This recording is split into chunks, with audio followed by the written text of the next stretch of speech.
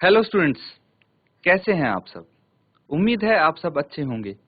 ICT virtual classroom में आप सबका स्वागत है। मैं विकास, क्लास 11th का बच्चों मैथ्स करेंगे हम।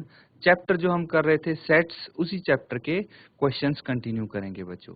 चलिए चलते हैं स्मार्ट बोर्ड पे, क्वेश्चंस स्टार्ट करते हैं।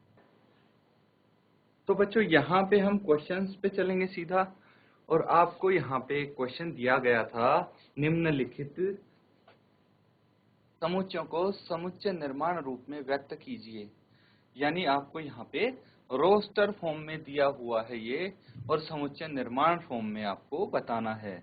तो फर्स्ट पार्ट मैंने यहाँ पे सोल्व करके दिखाया था आपको कि भाई x किसके बराबर है, x सच दैट x संख्या 3 के प्रथम 4 गुणज हैं। इस तरह से हम इसको व्यक्त कर सकते हैं। ठीक है, तो ये एक तरीका है इसको लिखने का। आपको ये चीजें हम डिस्कस पहले भी कर चुके हैं बच्चों। तो इसी तरह बाकी पार्ट्स भी आप इसके सॉल्व करेंगे। तो पहले इसको एक बार देख लीजिए कि कैसे आप यहाँ पे सॉल्व कर सकते हैं इसके पार्ट्स को। फिर आगे के पार्ट्स इसके मैं आपके सामने दूंगा, लिखूंगा यहाँ पे, आपको सॉल्व करके आंसर बताने हैं। तो इसका सेकेंड पार्ट जो है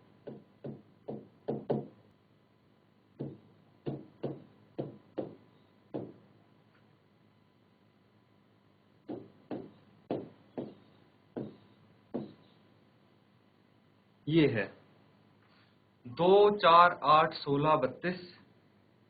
यहाँ पे आपको ये रोस्टर फॉर्म में दिया है, इसको समुच्चय निर्माण रूप में लिखेंगे आप और बताएंगे कि क्या इसका आंसर हो सकता है। इसी के साथ चलिए एक क्वेश्चन और मैं आपके लिए लिखता हूं।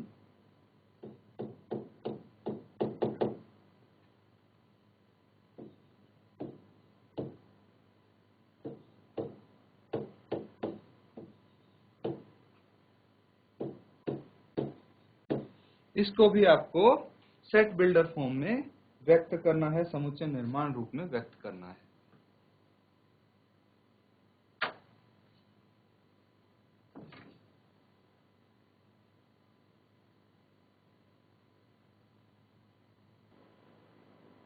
तो यहाँ पे स्टूडेंट्स क्या कर सकते हैं हम,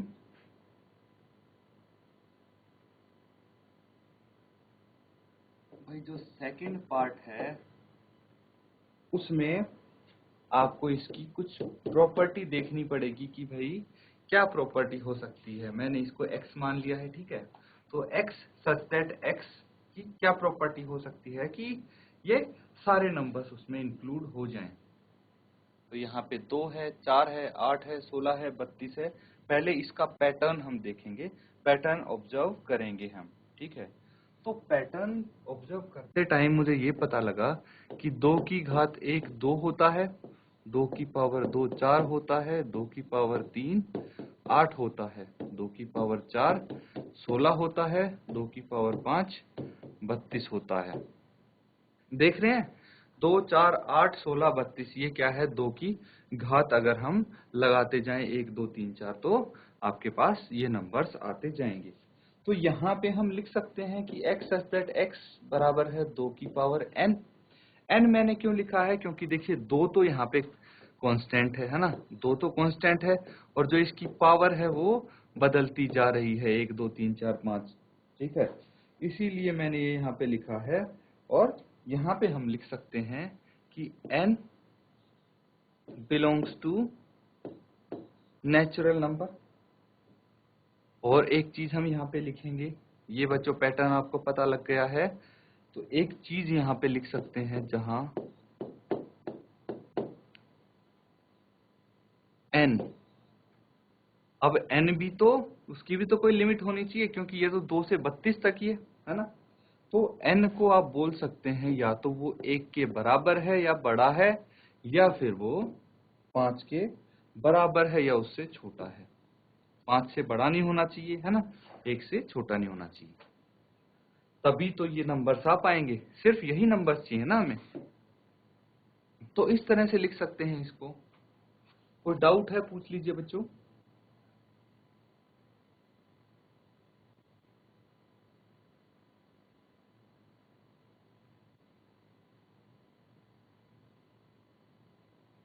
नेक्स्ट वाला करेंगे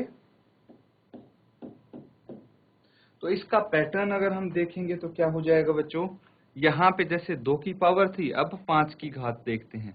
5 की घात 1 हो गई 5, 2, 5 इंटू 5 25, 5 की घात 3 करेंगे तो 125 और 5 की घात 4 होगी तो 625। ये पैटर्न भी हमें मिल गया है। तो यहाँ पे हम बोल सकते हैं x such that x is equal to 5 की पावर n, ठीक है। और यहाँ पे n belongs to natural number, जहां अब बताइए n कहां से कहां तक होना चाहिए भाई, 1 से 4 तक होना चाहिए कि नहीं। तो आप लिखेंगे n is smaller greater than equal to 1 and smaller than equal to 4, that's it. तो ये दोनों पार्ट हो जाते हैं, नोट डाउन कीजिए। अब इसी तरह अगले 2 पार्ट भी आप करेंगे, पहले इसको नोट डाउन करो।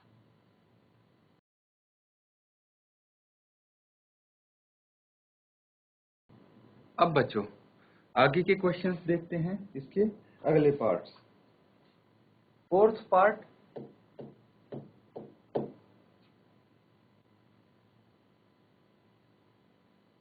यहां पे दिया होगा आपको 2, 4, 6 एंड डॉट डॉट डॉट।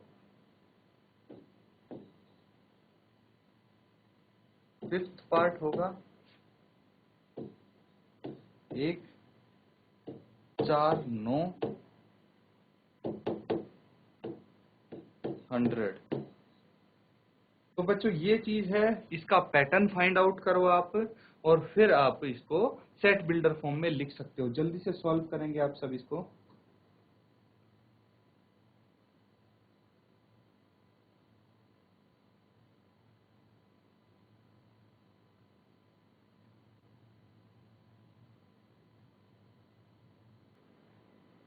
तो स्टूडेंट्स यहाँ पे पैटर्न फाइंड आउट करेंगे हम।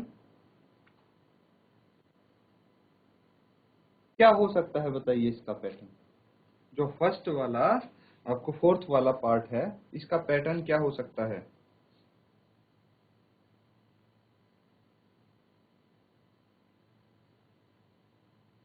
तो देखिए जितने भी आपको नंबर दिए गए हैं 2, 4, 6, इसके बाद क्या होना चाहिए था 8, फिर 10 होना चाहिए था, 12 होना चाहिए था एंड सो ऑन। तो आपको नहीं लगता कि ये सभी क्या है, सम संख्याएं हैं, सभी सम संख्याएं हैं ना। तो आप यहाँ पे लिख सकते हैं x such that x एक सम प्राकृत संख्या है। बस सिंपल यही लिखना है आपको कि ये एक सम प्राकृत संख्या है।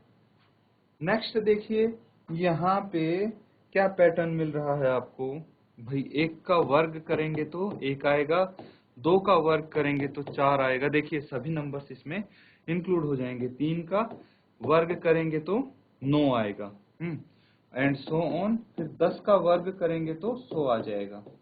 मतलब यहाँ से ये पता लगता है कि भाई 1 से लेके 10 तक सभी नंबर्स का हमने वर्ग कर दिया है। तो इसको किस तरह से लिखेंगे, x such that x is equal to n का स्क्वायर। यहाँ पे देखिए ये वर्ग तो कांस्टेंट है, लेकिन ये नंबर चेंज हो रहा है, इसीलिए मैंने यहाँ पे इसकी जगह n लिख दिया इस पर ही। तो यहाँ पे आप लिख सकते हैं कि n क्या है, नेचुरल नंबर है एक, जहाँ पे n कितना होना चाहिए, किस किस के बीच में होना चाहिए। अब n 1 के बराबर या उससे बड़ा और 10 के बराबर या उससे छोटा होना चाहिए, तो ये आ जाएगा। नोट डाउन कर लो इसको, यहाँ पे ये क्वेश्चन कंप्लीट होता है हमारा।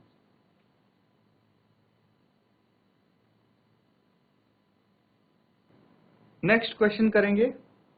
तो बच्चों इस क्वेश्चन को नोट डाउन कीजिए।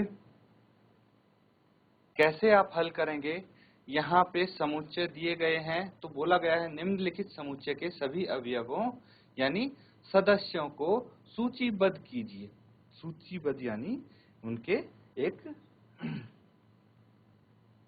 जैसे हम रोस्टर फॉर्म में लिखते हैं उसी तरह आप इनको लिखना है। तो इनको जल्दी से सॉल्व कीजिए। बताइए इसका फर्स्ट पार्ट का आंसर क्या होगा। फर्स्ट पार्ट में क्या लिखा गया है, x such that x एक विषम प्राकृत संख्या है।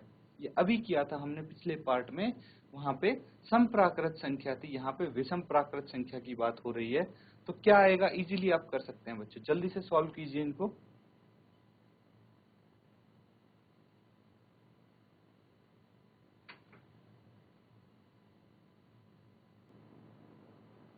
तो यहाँ पे स्टूडेंट्स इजी है ये क्वेश्चन।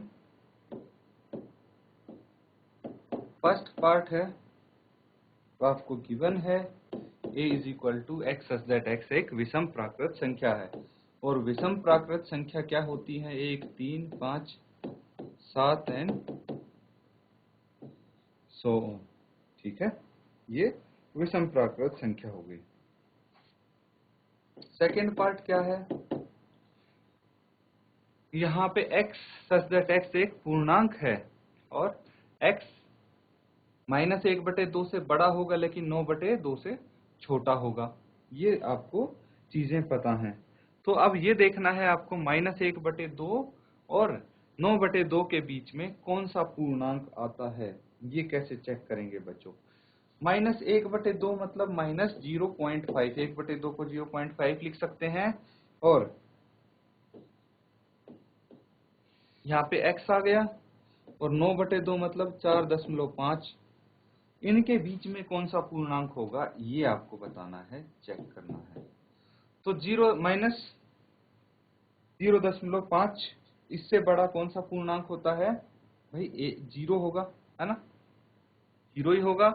अगर हम -1 लिखेंगे तो वो तो इससे छोटा हो जाएगा ना, लेकिन हमें तो इससे बड़ा चाहिए। यहाँ पे लिखा गया है कि x -0.5 से बड़ा है, तो इससे बड़ा तो 0 ही आएगा, 0 लिख सकते हैं। फिर 1, 2, 3, 4, देखिए 4 लिख दिया मैंने। अब अगर मैं 5 लिखूंगा तो 4.5 से बड़ा हो जाएगा, हमें इससे छोटा चाहिए, तो इसीलिए 4 तक ही हम इसको लिखेंगे। ये हो गया सूचीबद्ध रूप। तो इनको यहाँ पे नोट डाउन कर लीजिए। नेक्स्ट पार्ट देखिए, तीसरा भाग यहाँ पे क्या दिया गया है, x सच दैट x एक पूर्णांक है और x स्क्वायर छोटा या बराबर होगा किसके, 4 के। तो क्या होना चाहिए यहाँ पे, ये आपको फाइंड आउट करना है।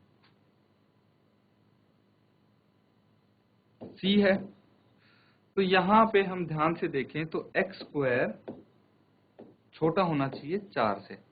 तो क्या क्या लिख सकते हैं हम, ये कंडीशन सेटिस्फाई होगी जब हमारे पास x अगर -2 है, इसका स्क्वायर कितना होना चाहिए, इसका स्क्वायर होना चाहिए 4। भाई माइनस माइनस कट जाता है और 2 का स्क्वायर 4, -1 का स्क्वायर कितना होना चाहिए 1।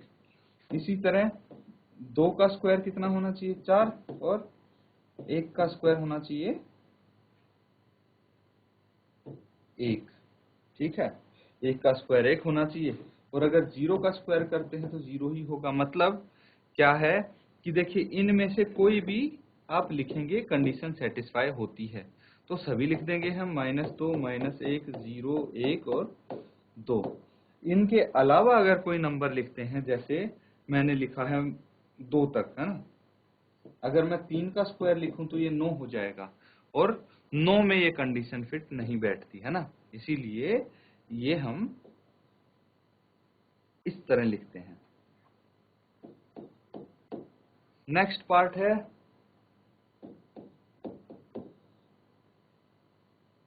x such that x loyal शब्द का एक अक्षर है। तो लोयल शब्द का अक्षर कैसे लिखेंगे आप, लोयल शब्द का एक अक्षर LOY L दोबारा रिपीट नहीं करेंगे हम, क्योंकि L ऑलरेडी आपको गिवन है, पहले लिख दिया ना हमने L, 2 बारी हम कोई भी इसके अवयव नहीं लिखते हैं। ये आपने पढ़ा होगा, पहले हमने डिस्कस भी की थी ये चीज। अब नेक्स्ट है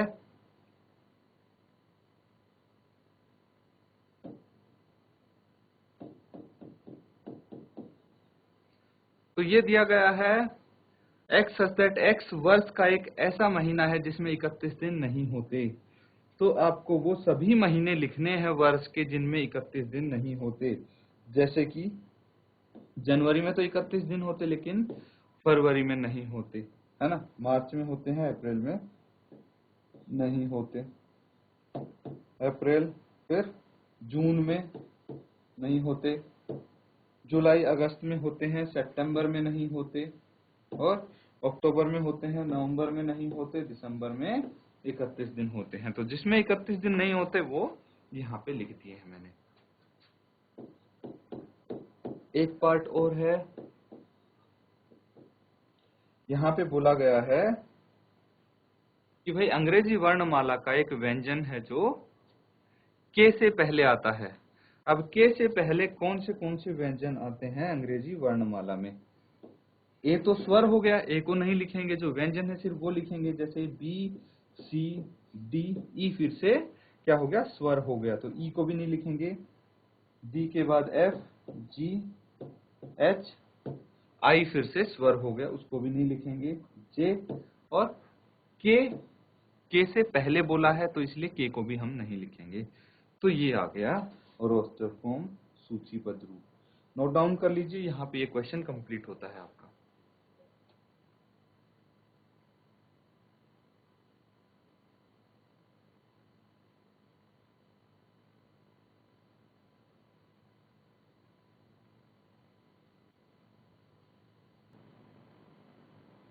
बच्चों यहां देखिए, नेक्स्ट क्वेश्चन आपको दिया गया है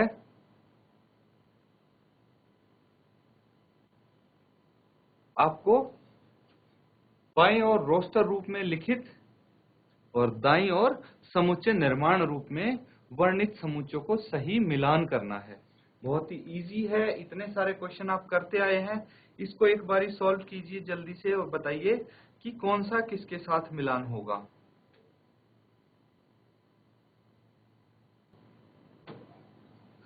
तो बच्चों यहाँ पे सबसे पहले देखते ही हमें एक चीज पता लग जाती है कि जो मैथमेटिक्स है यहाँ पे दिख रहा है मुझे, है ना।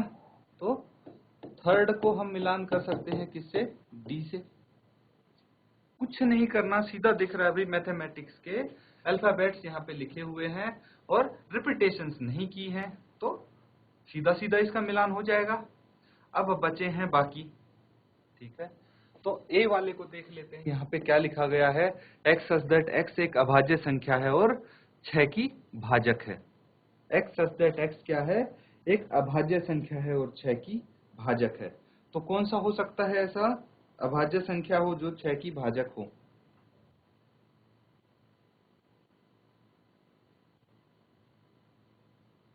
तो सिंपली हम 6 का यहाँ पे गुणनखंड कर लेते हैं, 2 से भाग करेंगे 3, तो देखिए 2 और 3 ऐसी संख्या होगी जो 6 की भाजक है और अभाज्य संख्याएं हैं।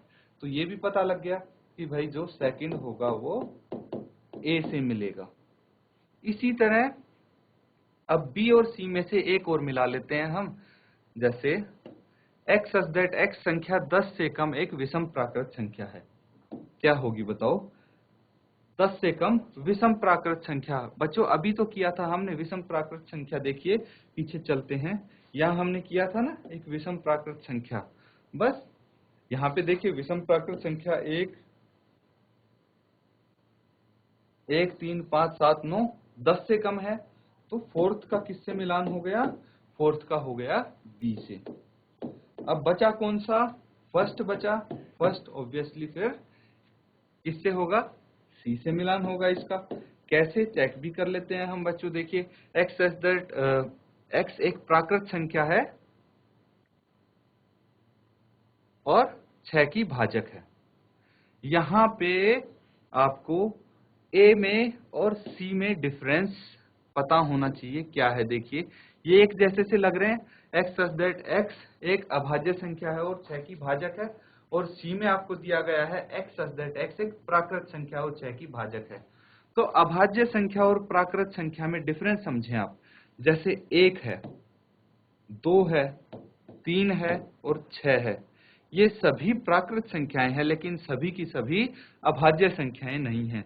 जैसे 1 और 6 अभाज्य संख्याएं नहीं हैं, ठीक है। इसीलिए ये प्राकृत संख्याएं होंगी। तो यहां से सीधे हमें पता लग जाता है कि भाई फर्स्ट का मिलान सी से होगा। इस तरह से कर सकते हैं बच्चों, आप इसको नोट डाउन कर लीजिए। ये क्वेश्चन यहाँ पे आपका कंप्लीट होता है, साथ ही साथ एक्सरसाइज भी कंप्लीट हो जाती है। तो बच्चों यहाँ पे हमने कुछ क्वेश्चंस किए हैं, उम्मीद है आपको समझ में आए होंगे, अच्छे से आपने नोट डाउन किया होगा इन क्वेश्चंस को।